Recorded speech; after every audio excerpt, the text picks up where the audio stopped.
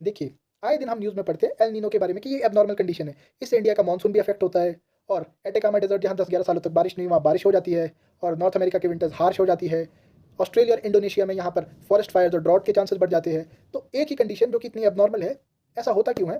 तो इसका reason unknown है, बट सर गिलबर्ट वॉकर ने इसके पीछे की साइंस को कुछ हद तक समझाया है। इसका रीज़न अननोन है। तो ये एब्नॉर्मल कंडीशन है, आइए समझते हैं नॉर्मल कंडीशन में क्या होता है।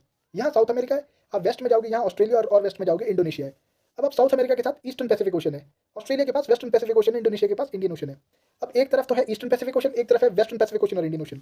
अब ईस्टर्न पैसिफिक ओशन के साथ बहता है पेरू और चिली के साथ बहता है हम्बोल्ट करंट और पेरू करंट बोलते हैं इसको।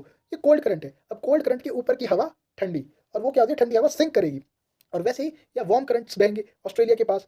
और ये क्या है, जैसे south equatorial current, north equatorial current, counter equatorial current. अब वार्म करंट के ऊपर की हवा भी तो गर्म हो जाएगी।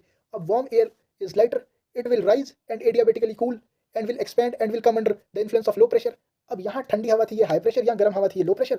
और हमें पता है wind is the most dominating factor in deciding the path of ocean currents. तो अब हाई से लो की तरफ करंट बहेगा। तो अच्छा, नॉर्मल कंडीशन में ये होता है, पर एबनॉर्मल कंडीशन में क्या होता है? और ये 10 से नॉर्मल कंडीशन चलती है 10 से 11 महीने के लिए। पर नवंबर दिसंबर के आते आते क्या हो जाता है कि यहाँ पे अब इसको, ये जो हाई प्रेशर है ये थोड़ा कम हो जाता है, लो प्रेशर थोड़ा बढ़ जाता है, प्रेशर ग्रेडियंट कम हो जाता है और गिलबर्ट वॉकर सर्कुलेशन है वो भी वीक हो जाती है। प्रेशर ग्रेडियंट कम हो गया तो प्रेशर ग्रेडियंट फोर्स कम हो जाती है। तो इसको बोलते हैं, और ऐसा होता है, और इसको बोलते हैं beginning of El Nino. El Nino का मतलब क्या होता है? स्पेनिश टर्म है ELNINO, नीनो। ये मेल चाइल्ड के लिए बोला गया। देखो नवंबर दिसंबर के पास आती है, इस टाइम यहाँ पे साउथ अमेरिका में क्रिसमस की सेलिब्रेशन हो रही है, तो इसको बोलते हैं कि ये मेल चाइल्ड है, ये जीसस का चाइल्ड है, जीसस के लिए ही ये टर्म यूज किया गया एल नीनो। अच्छा, तो अब ये बिगिनिंग एल नीनो की कैसे हो रही है कि हाई करंट कम हो जा रहा है, हाई प्रेशर कम हो रहा है, लो प्रेशर थोड़ा और बढ़ रहा है, और धीरे धीरे करते करते ये ग्रेजुअल प्रोसेस है। और ये सिचुएशन ऐसी हो जाती है कि जो वेस्टर्न पैसिफिक ओशन है उसके पास हाई प्रेशर हो जाएगा और ईस्टर्न पैसिफिक ओशन के पास अब लो प्रेशर हो जाएगा। अब सर्कुलेशन यहाँ से राइट साइड को बहेगी मेरे। तो अब अच्छा, इससे अफेक्ट कैसे हो रही है, फिशिंग इंडस्ट्री कैसे अफेक्ट हो रही है? अब देखो नॉर्मल सिचुएशन में जब यहाँ हाई प्रेशर है, हाई प्रेशर मतलब कि पानी ठंडा था तो उसके कारण हाई प्रेशर था। तो अब यहाँ से पानी पहले इधर को फ्लो होता था, तो अब यहाँ पे हमेशा वैकेंसी आ जाएगी। अब वैकेंसी से क्या होता था, अपवेलिंग हो जाती है। जहाँ पे भी पानी कम होता है वहाँ से अपवेलिंग हो जाती है डीप ओशन सर्फेस की, डीप ओशन वाटर्स की। अब डीप ओशन में क्या होता है, प्लैंकटन्स होते हैं, फिशेज होते हैं, रिच न्यूट्रिएंट्स होते हैं। अब रिच न्यूट्रिएंट्स होंगे, फिशेज होंगे, तो फिशिंग इंडस्ट्री के लिए काम करता था, पेरू और चिली के लिए। अब फिशेज के कारण क्या होता है, सी बर्ड्स बहुत आते हैं। सी बर्ड्स अपनी ड्रॉपिंग से क्या करेंगे, कोस्टल सॉइल पे ऑर्गेनिक फर्टिलाइजर के लिए अच्छा होता है।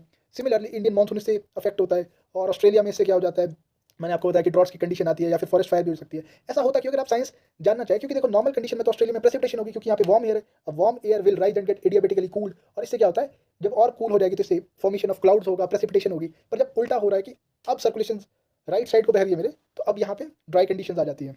और एटाकामा डेजर्ट जहाँ पहले से ड्राई था, वहाँ पे और ज़्यादा बारिश होने लगती है, और इससे अमेरिका की विंटर्स भी हार्श होती है। तो ये एबनॉर्मल कंडीशन को हम एल नीनो बोलते हैं।